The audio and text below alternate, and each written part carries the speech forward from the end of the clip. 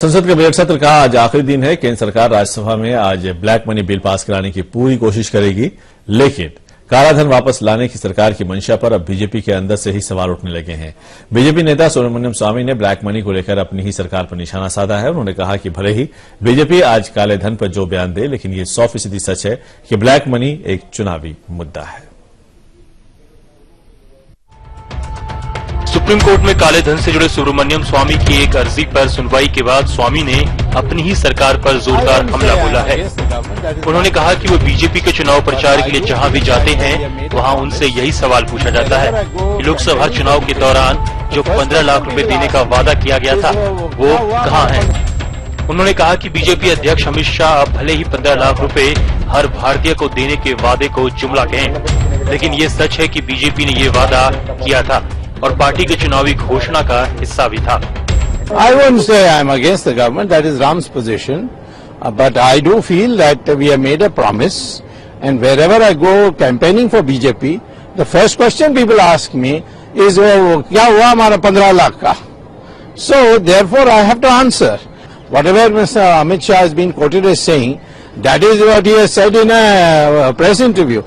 This is not the opinion of the National Executive. National Executive had adopted the manifesto where we have said we will bring back the black money. यही नहीं, सुब्रमण्यम स्वामी ने काले धन पर लाए गए bill पर भी कटाक्ष करते हुए कहा कि इस बिल से काला धन रखने वाले पर कड़ी कार्रवाई हो सकती है, लेकिन उसे वापस लाया नहीं जा सकता है। सुब्रमण्यम स्वामी ने कोर्ट को काला धन वापस लाने के तरीके भी सुझाए। I have suggested how to bring back black money, stating that this present bill which is in the Parliament, which has been passed in the Lok Sabha, is not for bringing back black money, but those who are caught with having black money to put very strict and harsh punishment. स्वामी ही नहीं, supreme court में सुनवाई के दौरान वरिष्ठ वकील राम जेठमलानी ने भी सरकार पर एक साल में $1 भी वापस नहीं लाने का आरोप लगाया। I have no interest of to recover the black money which belongs to me. No. So I'm serving you. Yes, absolutely. Have they recovered $1 within a whole year? And on the contrary, their party president says this is a jumla. Court ने इस मामले पर केंद्र सरकार को जवाब देने को कहा है। गौरतलब है कि विदेशी बैंकों में जमा काले धन को वापस लाने के संबंध में वरिष्ठ वकील राम जेठमलानी ने 2009 में जनहित याचिका दायर की थी। बाद में कोर्ट ने काले धन की जांच कर रहे एसआईटी को राम जेठमलानी के सुझावों पर कानून के मुताबिक विचार करने को कहा था। ऐसे में काले धन पर स्वामी और जेठमलानी का मोर्चा खोलना सरकार के लिए शुभ संकेत नहीं है। इस समय दिल्ली से ब्यूरो रिपोर्ट।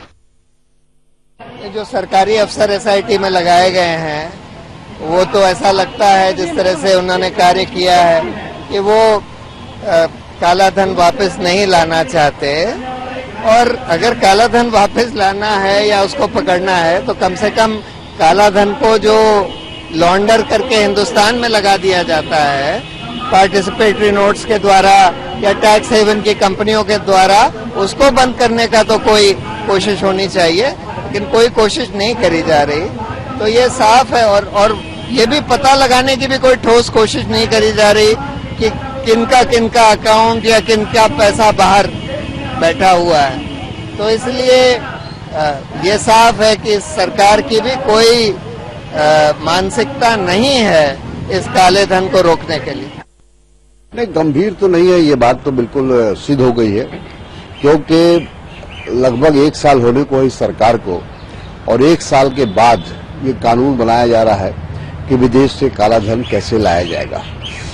तो इतना विलंब जो इस कानून को बनाने में किया गया है, इससे तो लगता है कि ये सरकार बहुत सीरियस नहीं है काले धन को वापस लाने में, जबकि दूसरी ओर तमाम राजनीतिक दल और खासतौर पर विपक्ष इस बात में पूरी तरह से सहमति है कि अगर कोई भी ऐसा कानून या कार्रवाई सरकार की ओर से होती है जिससे विदेश से काला धन लाया जाए तो उसको हम लोग सहयोग करेंगे, समर्थन करेंगे।